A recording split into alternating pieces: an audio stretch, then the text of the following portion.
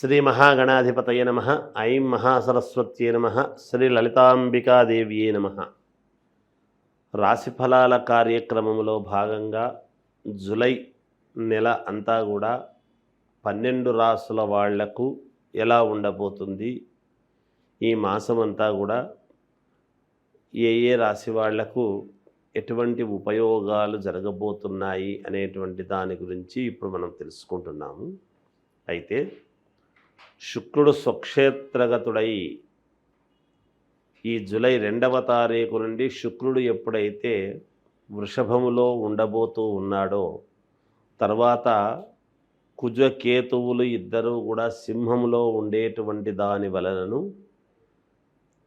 అలాగే రాహు కుంభములో ఉండేటువంటి దాని వలనను ఎవరెవరికి ఎటువంటి యోగాలు జరగబోతాయి అనేటువంటిది ఇక్కడ అర్థమవుతున్నది. ఈ గ్రహాల యొక్క మార్పు సందర్భాన్ని బట్టి జరిగినప్పుడల్లా మన జీవితంలో కూడా వాళ్ళ పర్సనల్ జాతకాల్లో కూడా మార్పులు జరుగుతాయి, గోచార ఫలితాల యొక్క రీత్యా. అయితే ఎవరైనా సరే ప్రతి మాసము కూడా, అంటే ప్రతిరోజు మనకు ఏం జరగాలనో ఎగ్జైట్మెంట్ అనేది ఉంటుంది కాబట్టి వాళ్ళ వ్యక్తిగతమైనటువంటి జాతకాలను పరిశీలన చేసుకోవాల్సినటువంటి అవసరము, ఆవశ్యకత ఉంటుంది. మీకు నచ్చిన గురువుల దగ్గరికి రెగ్యులర్గా కాంటాక్ట్ అయ్యేటువంటి వాళ్ళ దగ్గర కానీ మీ సౌకర్యాన్ని బట్టి మీరు సంప్రదించవచ్చును. ఇప్పుడు ఇలా ఉంది అంటున్నారు, ఇది నిజమా అబద్ధమా ఏమిటి తెలుసుకోవచ్చు. తెలుసుకొని దానికి తదనుగుణంగా మీరు కనుక ముందుకు అడుగులు వేశారు అంటే చాలా యోగదాయకంగా ఉంటుంది అనేటువంటిది ఒకటి. ఈ శుక్రుడి యొక్క శుక్రగ్రహము వలన చాలా యోగాలు జరగబోతున్నాయి అన్ని రాసుల వాళ్లకు కూడా, శుక్రుడు స్వక్షేత్రగతుడై ఉండేటువంటి దాని వలన అనేది ఒకటి. రెండవది, ఎప్పుడైతే రవి స్థానంలో కేతు ఉన్నాడో ద్వంద్వ రీతిలో 2 రకాల యోగాలు మిగతా వాళ్ళందరికీ కూడా రాబోతున్నాయి అనేది తెలియజేస్తూ, కన్యారాశి వారికి ఈ జూలై మాసం అంతా కూడా ఎలా ఉంది అంటే, నేను కన్యారాశి వాళ్లకు ఎప్పటి నుంచో చెబుతూనే ఉన్నాను. 2023 నుండి చెప్తున్నాను. దాదాపు 12 సంవత్సరాల పాటు యోగదాయకముగా ఉంటుంది పుష్కర కాలము అని. ఇప్పుడు ఈ మాసంలో కూడా చిన్న చిన్న ఒడిదుడుకులు అనేటువంటివి సహజం, ఉరివే రావు. బాగుందన్నారు కదా, మరి ఎందుకు వస్తాయి ఇవి అంటే, మానవులము కదా, ఒక్కోసారి చిన్న చిన్నవి ఉంటాయి. చిన్న చిన్న ఇబ్బందులే తప్ప పెద్దవి కాదు అనేటువంటిది ముందుగా తెలియజేస్తూ, జీవిత భాగస్వామితో కొంచెము అత్యంత ప్రేమగా ఆమె అనుకూలించినట్టుగా మీరు మాట్లాడితే ఈ మాసము చాలా యోగవంతముగా ఉంటుంది. వృత్తి వ్యాపారాలలో పెద్దల సలహాలు తీసుకొని ముందుకు వెళితే యోగదాయకముగా ఉంటుంది.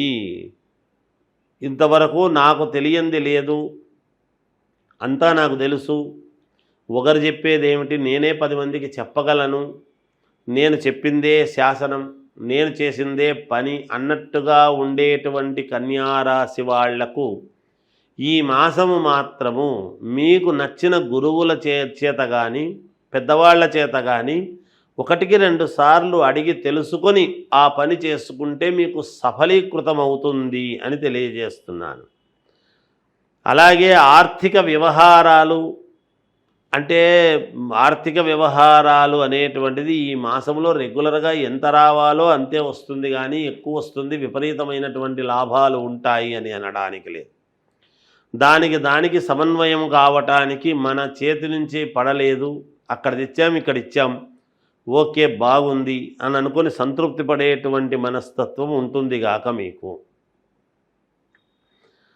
దీర్ఘకాలికమైనటువంటి రుణాలు, ఎప్పటి నుంచో ఉండేటువంటి రుణాల వాళ్ళు కాస్త ఒత్తిడి పెట్టి, ఇంకెప్పుడు ఇస్తారండి మీరు, మీకు ఇస్తే అందుకే మాకు రాలేదు అని ఇలాంటివి ఏవో చిన్న మానసికమైనటువంటి క్లేశమైనటువంటి మాటలు మాట్లాడటం జరుగుతుంది గాక. అలాగే ఆరోగ్య విషయంలో వైద్యుడిని సంప్రదించాల్సినటువంటి అవసరము, అంటే చిన్నవే, సమయానికి తినకపోవటం వలన, నిద్ర లేకపోవటం వలన చిన్న సమస్యలతో కాళ్ళ నొప్పులు కానీ ఇలాంటివి ఏవో నరాల వీక్నెస్ కానీ ఇట్లాంటివి ఏవో ఉండి కాస్త మీరు డాక్టర్ను సంప్రదించి దానికి తదనుగుణంగా మాత్రలు వేసుకొని వెంటనే మరుసటి రోజే సెట్ అయ్యేటువంటి విధానముగా ఉండబోతున్నది. వాహనాలలో వెళ్ళేటప్పుడు కొంచెం జాగ్రత్తగా ఉంటే మంచిది. ఒక ముఖ్యమైనటువంటి విషయములతో మిత్రులతో వివాదాలు అనేటువంటివి కలిగే పరిస్థితి కూడా ఉన్నది. కొంత ఇబ్బందికరమైనటువంటి వాతావరణం అనేటువంటిది మీకు తెలుస్తూనే దాన్ని ఎదుర్కోవటానికి కావాల్సినటువంటి విధముగా మీ మైండ్ సెట్ మార్చుకొని ముందుకు ఎలా వెళ్ళాలి అనేదే చూస్తారు. ఎక్కడా ఆగేటువంటి పరిస్థితి ఉండదు, ఆగరు కూడా. కనుక బాగా కలిసొచ్చేటువంటి విధానముగానే ఉన్నది. కన్యారాశి వాళ్లకు ఖచ్చితముగా మేలు జరిగి తీరుతుంది అనేటువంటిది తెలియజేస్తూ 12 రాశుల వాళ్లకు కూడా ఈ మాసంలో చేసుకోవాల్సినటువంటి పరిహారము ఏమిటి అని గనక ఒక్కసారి ఆలోచన చేస్తే, ఈ గుప్త నవరాత్రులు అనేటువంటిది ఉండేటువంటి దానివల్లను తొలకరి వానలు పడి ఎప్పుడైతే ఇత్తనాల ఏకాదశి అనేటువంటిది, ఎందుకు ఇది మనకు ప్రాధాన్యత అంటున్నాను అంటే, పూర్వమంతా కూడా రైతాంగం మీదనే ఆధారపడి ఉండేది కాబట్టి, వ్యవసాయం మీదనే మనం అందరము ఆధారపడిన వాళ్ళము కాబట్టి, మనకు అన్ని రాసుల వాళ్ళు చేసుకోవాల్సినటువంటి పరిహారము ఏమిటి అని ఒక్కసారి గనక మీరు ఆలోచన చేసినట్టయితే, మీరు చేసుకోవాల్సినటువంటిది అమ్మవారికి మామూలుగా ఇంట్లో అమ్మవారి పటం ఉంటుంది, ఎక్కడికి బయటికి వెళ్ళక్కర్లేదు, లేదు గుడికి వెళ్ళి చేసుకుంటే పరమ సంతోషము, చేసుకోవచ్చును. ప్రతి శుక్రవారము, ప్రతి మంగళవారము, ప్రతి రాశి వాళ్ళు కూడా ఈ రాశి వాళ్ళే ఈ రాశి వాళ్ళు కాదు అనేటువంటిది ఏమీ లేదు.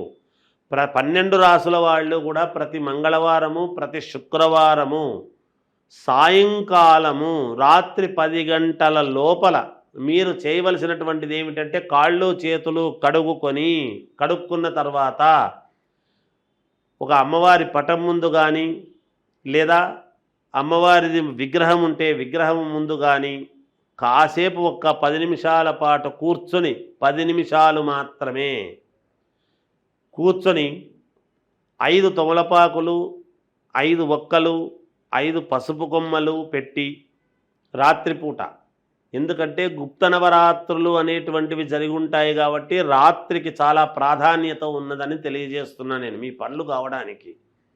అలా కూర్చొని అమ్మవారిని ఓం శ్రీమాత్రే నమః, ఓం శ్రీమాత్రే నమః, ఓం శ్రీమాత్రే నమః అనేటువంటి మంత్రాన్ని 108 సార్లు, అన్నిసార్లు మేము చేసుకోలేకపోతున్నాము గురువు గారు అంటే పెద్ద విషయం ఏమీ కాదు. మనకు పనులు కావాలి అన్నప్పుడు ఒక 108 సార్లు. అయితే నేను చెప్పినట్టుగా బయటికి మంత్రము చెప్పకండి, లోపల మనస్సులో మననము చెయ్యండి. మంత్రానికి మననం చేయటం అనేటువంటిది చాలా ఉన్నతమైనటువంటి విలువ కూడా. నేను బయటికి చెప్పకపోతే మననం చేస్తే మీకు ఎలా అర్థమవుతుంది?